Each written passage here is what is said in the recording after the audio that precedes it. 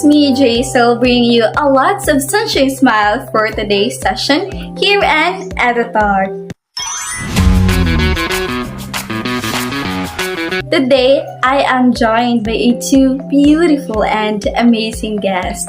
Please introduce yourselves. Good day, I'm Chelsea, a current English teacher from Gastin Campus. I'm Lawrence, a former student from Bentel Campus and a fresh graduate with a bachelor's degree in secondary education, major in English. Wow.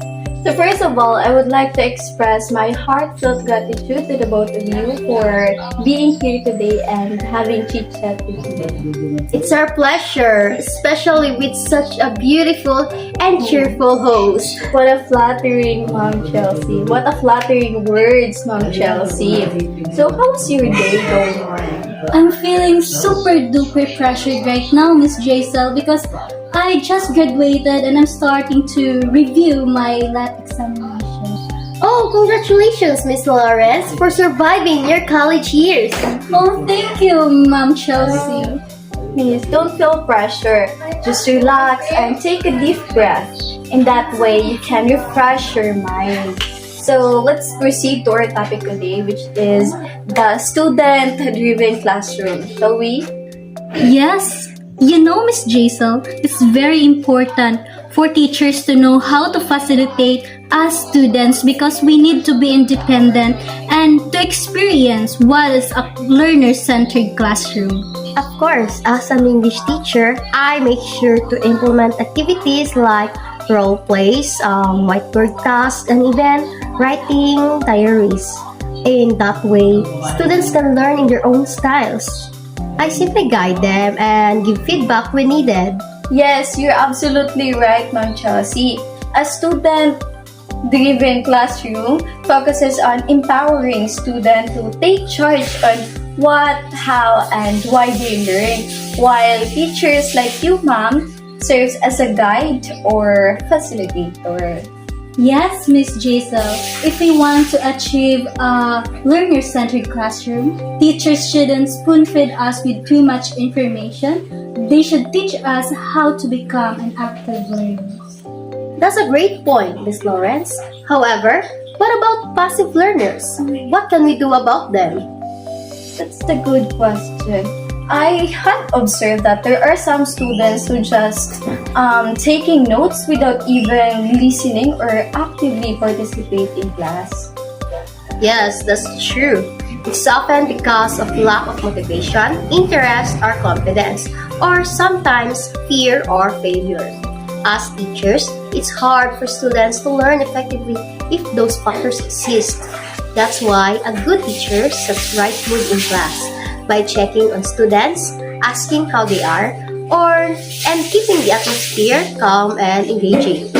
But what if being too chill as a teacher makes students more dependent or disrespectful of your boundaries? That's not a good idea, Miss Jaisal. Students should know their limitations and respect their teachers' boundaries.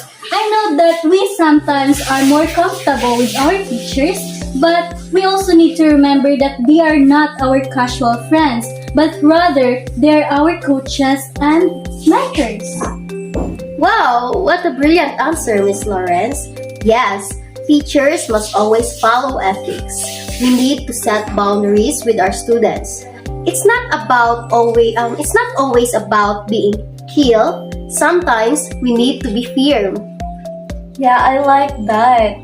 Be chill first and strict later. So, how do you observe learner-centered classroom? Are they good or bad? For me, this type of setting is much better than traditional classroom wherein students just listen and follow instructions. If applied correctly, learner-centered classrooms are definitely good. You get to know your students' abilities and interests. However, like any approach, there are always pros and cons. That's why teachers must always be well prepared. Yes, ma'am, I agree. Because during my 4 years of college, I realized something that being a teacher, our profession, is so very hard to attain. Why do you say so, Miss Lawrence? Because you need the 3 C's: courage, commitment, and communication. First, courage. To listen to students' opinions, validate their thoughts, and admit when you are wrong. Encourage them to be brave thinkers. Second, commitment. If you don't have passion for teaching, it will reflect on your students. And lastly, communication. Always connect with your students and give feedback as they can improve themselves. I agree. Communication is a key to achieve a learner-centered classroom. It helps build relationships, give confidence to students, and reduces anxiety when they feel comfortable in the classroom. I guess the downside is that some students get distracted during group activities. There are some students who do not contribute equally because they rely too much on what they call leaders. And grading activities or performance or participation can be tricky as well. True, students have different personalities and interests. That's why we, teachers, must have backup plans to catch their attention, like using interactive games or connecting lessons to their hobbies. Exactly, Miss Jason. Plain discussions kind of boring because that is why in my own perspective, I love teachers who give activities that may connect to our hobbies. I agree. Teachers always find ways to provide quality education, though sadly, some can be unfair or biased. Yes, if a teacher acts that way, then they're not following proper ethics. We must be fair, honest, and consistent in grading students. I agree, that's true. Because I had some instructors before that they graded fairly and they're not looking our names, and for me, that's called professional ethics. Well, so we can say that ethics is also part of a learner-centered classroom. Exactly. Anyways, have you ever experienced lapses in a learner-centered classroom? Yes, definitely. Sometimes a few students dominate discussions while others stay quiet. I once had a class where only outspoken students shared ideas, and to help, I motivated shy students to speak up and gave them feedback. It really helped them improve gradually. That's true. When teachers give too much freedom without proper structure, students can get confused. For example, one of my instructors assigned us a lesson presentations without clear clear instructions. And so because of that, some of us focus on wrong topic. And the result of that scenario, our instructors' lesson outcomes weren't achieved. Poor communication can cause confusion, just like in a relationship, right? Exactly. Clear directions are a must to avoid confusion. Absolutely. And student-student and student-teacher interactions are very important, right, Miss Lawrence? That's right, Ma'am Chelsea. Because when we interact with our classmates, we share our ideas and clarify concepts, and it enhances our social skills and teamwork. Yeah, constant interaction builds confidence and communication. And student-teacher interaction builds trust and respect. It helps us understand our students better and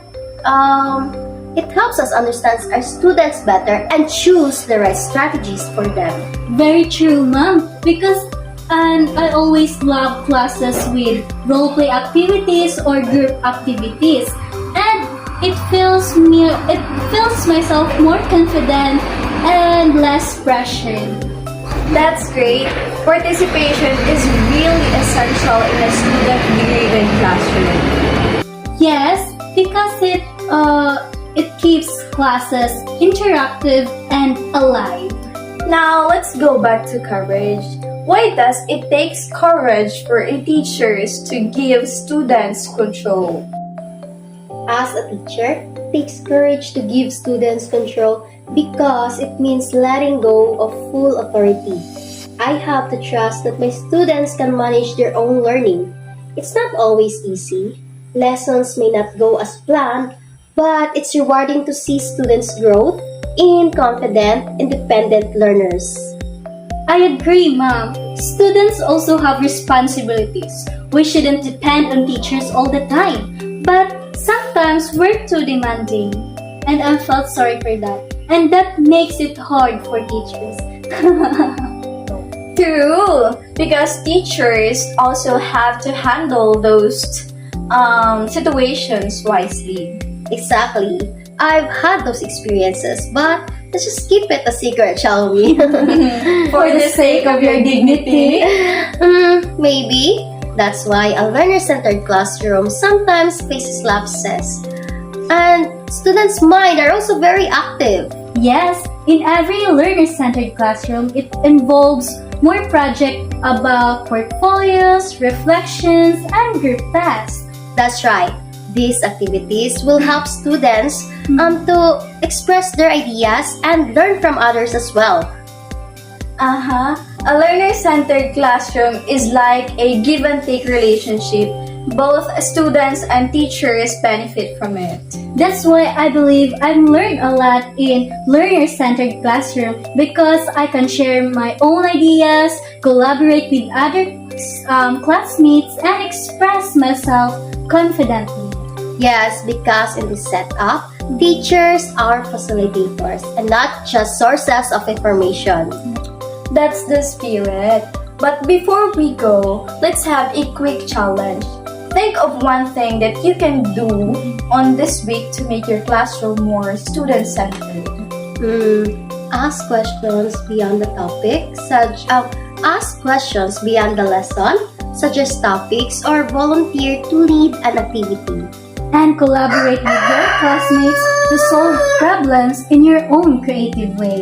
Beautifully said. So in conclusion, in a student-learner-centered, learning isn't something that happens to you. It's something that happens with you and because of you.